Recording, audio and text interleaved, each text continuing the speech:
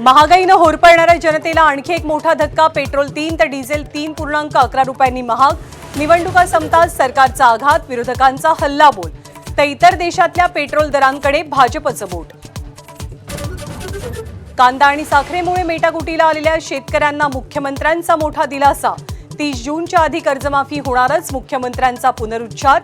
तर मुंबईत काजू आणि आंब्यासाठी विरोधक रस्त्यावर, आंदोलक आणि पोलिसांमध्ये जोरदार धुमश्चक्री. 21 जूनला नीटची फेरपरीक्षा, 2027 पासून परीक्षा ऑनलाईन. तर लातूरमध्ये सीबीआयचं धाड सत्र, प्राध्यापकासह ट्युशन चालक चौकशीच्या रडारवर. ठाकरेंचे खासदार संजय राऊतांनी देशातल्या युवकांना मंद संबोधल्यानं मोठा वाद. युवा सेनेच्या कार्यकर्त्यांचं राऊतांच्या घराबाहेर आंदोलन, पोलीस आणि आंदोलकांमध्ये जोरदार झटापट. देशात मान्सून वेळेआधीच दाखल होण्याचा अंदाज. मान्सूनचं प्रवेशद्वार केरळमध्ये. 26 मेला मान्सून धडकण्याची शक्यता. यंदा सरासरीच्या 92% पावसाचं भाकीत. मुंबईत आजपासून 10% पाणी कपात. धरणसाठा केवळ 22% असल्याचा निर्णय.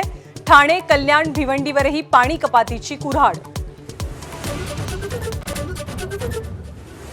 पश्चिम आशियातल्या तणावादरम्यान पंतप्रधान नरेंद्र मोदींचा पहिलाच दुबई दौरा. 5 देशांच्या दौऱ्यासाठी मोदी रवाना. इंधन टंचाईच्या संकटात दुबईकडनं मदत मिळण्याची आशा.